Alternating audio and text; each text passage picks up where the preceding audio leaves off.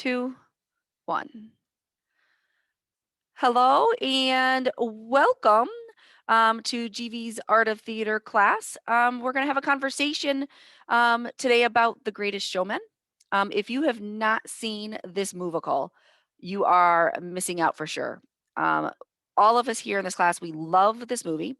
We're going to discuss what the film and whether or not the movie should be making a move to Broadway and what we think it will take to make that happen. I have with us today, of course, our class, Nate Slauson, Mariah Clendenin, Sophia Gugino, Riley Schott, Molly Hannon, and Leela Green.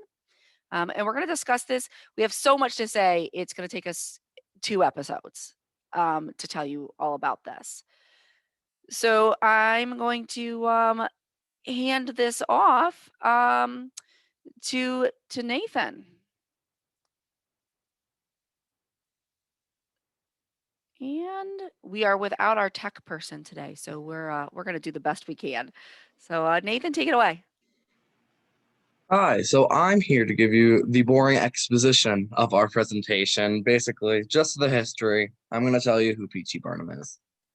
P.T. stands for Phineas Taylor, and his last name, of course, is Barnum. He was born July 5th in 1810 and died on April 7th in 1891.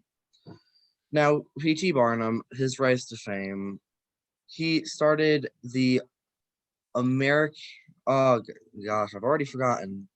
Barnum's American Museum. There we go. He started that, and it wasn't doing too well until he recruited the kid next to him in the picture. His stage name, I should say, is General Tom Thumb. It was said he was a famous general, but in reality, he was his 4-year-old cousin. And this was something that Barnum did often. He took what would be social outcasts for the time, and he made them into spectacles. And that is something that we'll cover entirely later. But through this, one of his more famous ones was he took the top half of a monkey and sewed it on the back half of a fish and called it a mermaid. He was called the King of Humbugs for this. He just had fakes. His show was a farce, said his critics. His defense was in the movie and in real life that smiles, that he was creating happiness, and happiness isn't fake. His rise to fame is mainly through the spectacle he'd put on, and a lot of them being fake. His family, he had 4 daughters in real life. In the movie, we only see 2. He was married to Charity at age 19. We see them get married a little later in their life. Unfortunately, Charity died, and a year later, he remarried to another woman who I believe was 40 years younger than him. So take that with what you will. And I would talk about Jenny Lind, but that's a different topic that we're going to cover later. Now, the main thing about P.T. Barnum is the debate whether he was an exploiter, or an ally of people. And we're going to throw in a quick clip of the actress who plays the bearded lady in the movie, Keala Settle.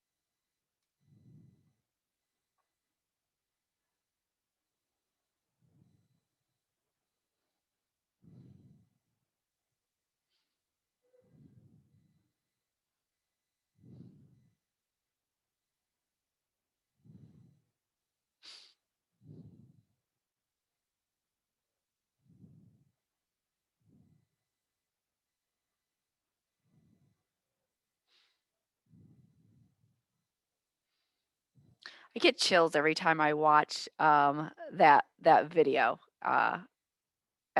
Absolute chills every time I watch it. Well, I hope all of you heard it, and it was just on my side. I couldn't hear it. Oh, I couldn't hear that no. also. Oh, no. So I have obviously technically done something incorrect. So I'll have to see if I can fix that for next time. I'm sorry. But Uh, Nate, if you want to talk yeah. about her and her experience. The video shows the woman who plays the beard lady, Kiala Settle, performing the song "This Is Me" to the Fox executives for the pitch of The Greatest Showman. Kiala is not your stereotypical Hollywood actress. She was actually a Broadway actress first, and she doesn't do well. She has a lot of social anxiety, and we see her and Hugh Jackman, who plays P.T. Barnum. They've known each other, and it shows Hugh Jackman being very, very supportive of her and holding her hand literally through the performance when she needs it. And it's perfect because Hugh Jackman does represent the ally in P.T. Barnum. Now, the debate between whether he was an exploiter or an ally, in my opinion, I think he was both. He was an abolitionist. He was outspoken about his views. He was the mayor of his town for a term, and he was also part of the Connecticut House of Representatives for a term. And he was outspoken in his views of it, it's called humanism, which isms tend to be bad, but this one's good. Humanism's like the only good ism. It's the belief that all humans are worthy. They are good. Now, did he use people for his own profit? Yes, there's no way around that.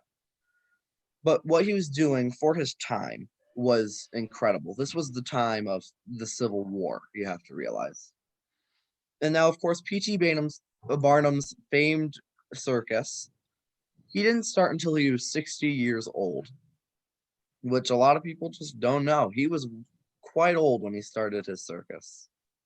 And it only just recently closed in 2017 after allegations of animal abuse and exploitation. And so now that the boring background's done, I'm going to hand you off to something a lot more exciting with Molly and choreography. Thanks, Nate. So, in our discussion in class, we talked about the use of like stunt doubles in the movie and what it would mean if it eventually went on Broadway. And what I found out from researching, or should I say, watching Zendaya on Jimmy Fallon, was that the director of Greatest Showman wanted to only use stunt doubles in a couple scenes. So, for the most part, Zendaya learned trapeze. She had weeks of training, but just in case, she was attached to safety wires. So then here's a video of behind the scenes. Hope we get some sound this time.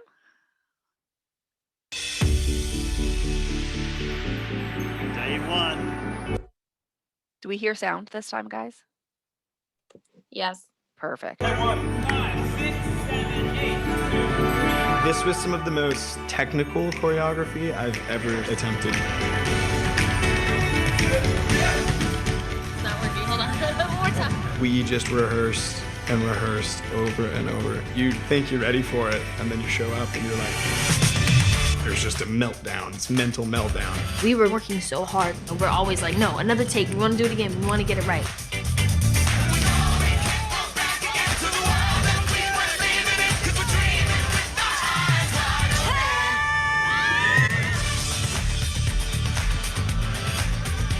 You can put the 4 on, but the 5 doesn't work.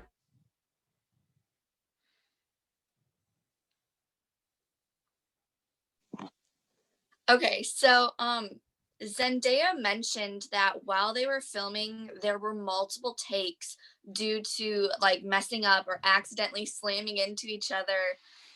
If it were to go on Broadway, how do you think that they could work around that? Would they be forced to use experienced stunt doubles?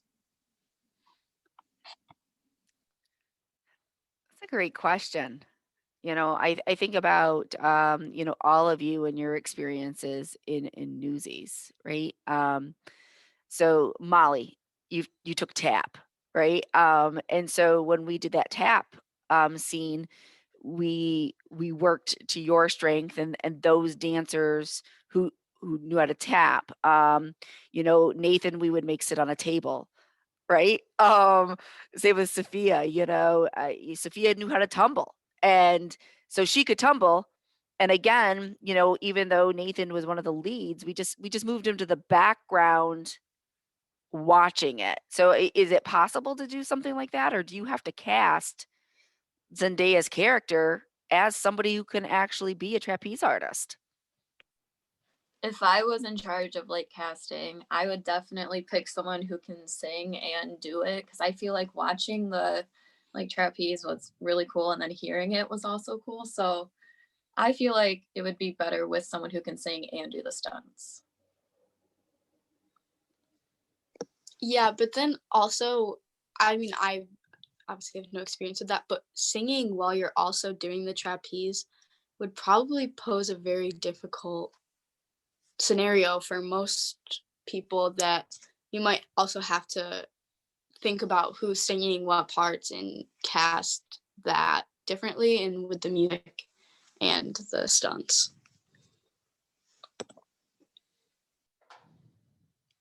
I think they'd probably have to simplify the trapeze due to them being singing at the same time. Yeah, Like, mhm. I'm thinking about the Little Mermaid portion, right? Where they actually they bring her up yeah, on the Broadway musical, right, when she's doing different acrobatic type things, but they just kind of bring her up in the ring and she's really just sitting there, but it's giving that illusion that she's. So do you do something like that?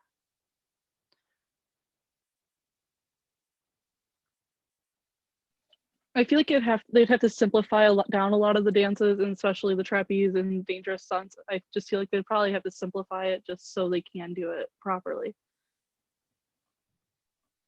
I mean, and at the same time, you look at the different big numbers like The Greatest Show and numbers like that, where you have a lot of different moving pieces, which would be very hard to choreograph on like a Broadway stage per se, because it's much smaller than like a shooting stage.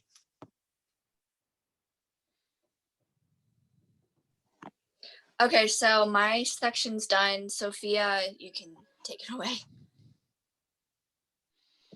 Okay, so I'm gonna talk about like production and like pre and post production and kind of what that looks like in the movie world compared to how this really would play out on Broadway.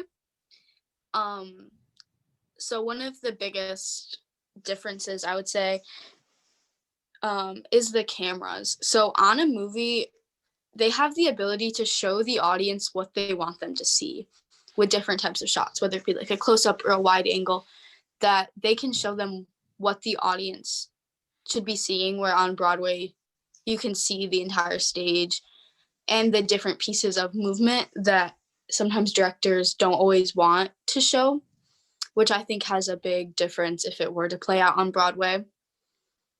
Another thing is the budget, and the Greatest Showman budget was $84 million, where a typical Broadway budget is usually only $8 million, and some of our bigger productions that do very well, like Hamilton, is upwards of only 12 million. So you would have to make big cuts and figure out where you can really save money and everything like that, which would be a very big question. Another thing is that this movie spent 9 years in production, which is a lot of time compared to other movies that we see and even a Broadway show, because it took so much time for them to get the music ready and to make sure that all the actors were finished with other projects that they could focus on The Greatest Showman, that it spent a lot of time in production. And this was a huge risk to take for the studio, because original musicals always do good, usually, but it's very risky for them, and they could have obviously lost a lot of money in this. So I would say that a discussion point would be how could the production look on Broadway, and where would the changes have to be made, do you guys think? I have already decided exactly how this show should go on tour. And I think I had this conversation, I know with Sophia and Nathan at one point, but I don't think it should go to Broadway stage. I think it should be a traveling show with a full big top, and they should roll in with the semis everywhere they go. And it should be like the circus experience without mistreating animals. But how awesome would that be to see, the greatest showman rolling in and then putting up the big top and them actually performing this movie or musical in your city. I think that would be the coolest thing. That's my opinion. Well, in terms of budget, I doubt we're gonna see any of those elephants in the final scene. True. And then there's also the limitation. Budget a lot comes from set locations. So I think that when taking that into consideration, you have to think like this set had the city, Charity's house, the Barnum house, the ballet, the theater where Jenny Lind performs the circus. So of course we're all just on either one stage or under one big top. So we don't have to worry about that as much. Yeah, and I think Broadway, right, guys? I mean, I'm sure you guys have come up with examples of places where the set doesn't change a whole lot, right? On a Broadway musical, Hamilton, the set itself, right? They just bring in props and different pieces to make it look different. And Newsies was an example of that as well. So, is there a way to pull off the greatest showman in all its grandeur if it's got limited set changes? Can you do it, do you think? So I agree with like both of you. I like the circusy feel. If it was under like a top, that would be great. But as Nathan said, you couldn't get like all those scenes and the settings. And if you were on stage like we did, you can have different types of scenes. And also, like, remember, you don't have to use just the stage. You also have the whole entire auditorium. So that can get more of like the circusy feel with people like we did, like running around and doing stunts in front of everybody. So I don't know. I would love to see it traveling like in a tent to give it more of like the circusy feel, but I feel like the best bet would be like in an auditorium on stage and around other people to get more of the settings in it. Do you feel like musicals have changed, that audiences want them to be interactive now? Like, we want the actors to be in the aisles. We don't want to just, watch a traditional like Hello Dolly and they're just on stage and that's it. Do we want to be immersed in the show all the way around us? Do you think that we've changed?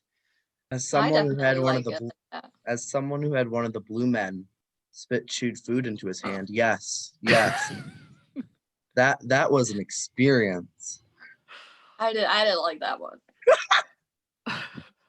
That was probably the only type of like production that freaked me out, with people not being just up on stage. But other than that, I like all the other ones where they're like running around and interacting.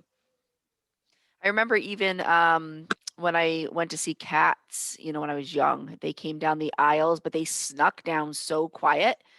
And then like they had these neon eyes, and then all of a sudden, like you looked over and there's a cat there. Like, and you were like, but it was kind of it was cool. And I remember that being kind of the first one that I remember as young, when I was younger, that did that. But I kind of do think that the way we're entertained isn't it, it's changing, right? We want interaction. And you think back to the a couple of years ago, when Black Mirror did the choose the ending.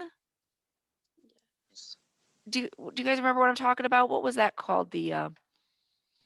I forget, but that was so cool. Yeah. Yeah. I feel like we want things to be more interactive, even in our musicals. We look forward to that. So I think maybe that's one of the reasons people, we really, I don't know, with The Greatest Showman, I feel like it really draws you in. It's fast paced. It's almost an action movie in a little bit, without being exploding cars and things like that, but it's very action, fast paced. Okay, and then so a second point just to make is what happens during post production, which obviously wouldn't be able to happen in any sort of Broadway capacity. They would have to find a way to incorporate that. So The Greatest Showman uses a lot of CGI. Obviously, the animals. They didn't bring elephants and tigers and lions in to jump through flying hula hoops that are on fire. That was a lot of CGI. But something that I found that was really interesting to me is that they used a lot of 3D printing to make miniatures of the sets so that they could really focus on where they wanted the cameras and the movements and the choreographers to look at that before they got to the real set. So they had like little 3D miniatures of the sets and of the houses and the theaters and the big top at the end that I think that that's really cool that they used different methods before they took it to be actually shot and that they had a lot they took spent a lot of time and consideration about how everything was going to look. So I just think that's really interesting. And then a lot of time was spent in post production trying to decide the layout of the movie. So in the very beginning, The Greatest Show, that was not supposed to be the first song. That wasn't supposed to be the opening scene. And that became the opening scene only in post production, which I think it's pretty cool that they completely kind of changed the first scene in that. I think that that helped a lot to grab people's attention and to make them interested in the movie to kind of keep them excited for what was to come. So I didn't really have a discussion point with that, but if anybody has anything to add, then. I feel like, and I don't know if you guys have seen this film, but it reminded me that opening scene with the clapping and the chanting reminded me of A Knight's Tale with Heath Ledger. And I don't know if you guys have seen that, but it's a medieval set, and they use "We Will Rock You," and they do the same sort of thing. And I remember it being a cool moment in a movie that wasn't meant to be a musical, but they used a lot of music in it, and it reminded me of that. But I don't know if you guys have seen that movie. It's an older. Oh, I've seen it. Nathan has, because You've made me watch it. it's great. Super. Was She'd it once recommend you it. said the "We Will Rock I would You"? never. Yeah, the We Will Rock. What was that? Once you said the "We Will Rock You," once you said the "We Will Rock You" part, I remember you played it for us in one of our social studies classes. Yeah, I think But in ninth grade yeah, that was like medieval. yeah, that was like my favorite scene out of like that movie. I loved seeing that. And what's kind of cool is it doesn't belong there, in a medieval town. So that's what made that cool. But I think that's when you bring kind of that element into the Greatest Showman, right? That it like this is 18th, or early 19th century people, and they're doing a "We Will Rock You"-esque bop at the beginning of the show, and you're like, oh, this is going to be different. This is not 18th century or 19th century P.T. Barnum. So I think that's cool.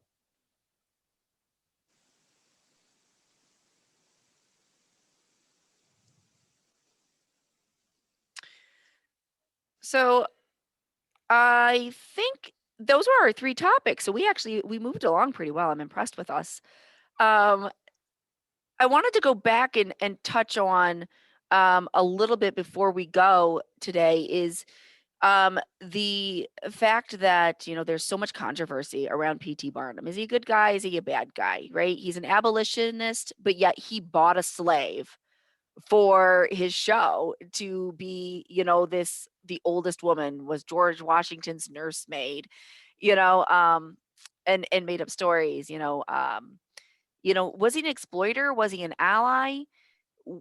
Doesn't matter when today his message, and when we watch something like This Is Me, which I don't know about you guys, but it can move just about anybody to tears to feel that courage and say, it doesn't matter what I look like. It doesn't matter what I like. This is me, and it's okay to be me.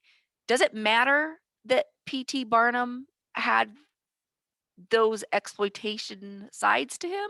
if his story today is being used for good?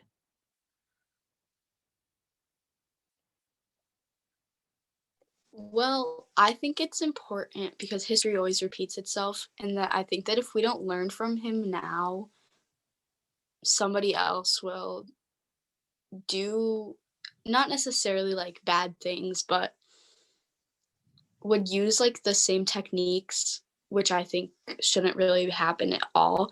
That if we don't learn from him, like it's important to understand what he really did and not just his persona in the movie, and take time to learn about who P.T. Barnum actually was so that this doesn't happen again and that we stop exploiting people by their differences.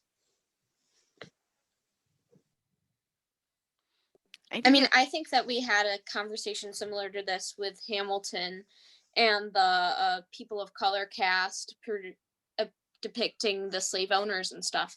I mean, I think it's important to know what it actually was. It's important to learn from that, but at the same time, if you still get a greater message out of that, it's important to also learn that. So you can't just turn a blind eye to everything that happened, but you also have to be accepting that that's what happened, but you have to learn how to move on from it. I think it's a great ending thought. It's a great ending place. I think remembering for all of us that we're all different and it's okay to be different, to embrace this is me, to remember the mistakes that came before. Sometimes good people do bad things, but does that mean they're not good people? And are they only judged by their bad things? Um, can you overlook them? And I just think that's an important place to look at things. And when you're looking at historical figures or movies based on historical figures, remember there's a lot of creative liberties with those. And to do your research the way this class has done their research, and they've done a great job. So, with that, we're going to end our show today. We hope you'll come back to watch episode 2, where the rest of our class will have some conversation around choreography and music and a lot of really great elements to the show. So until next time, we're out.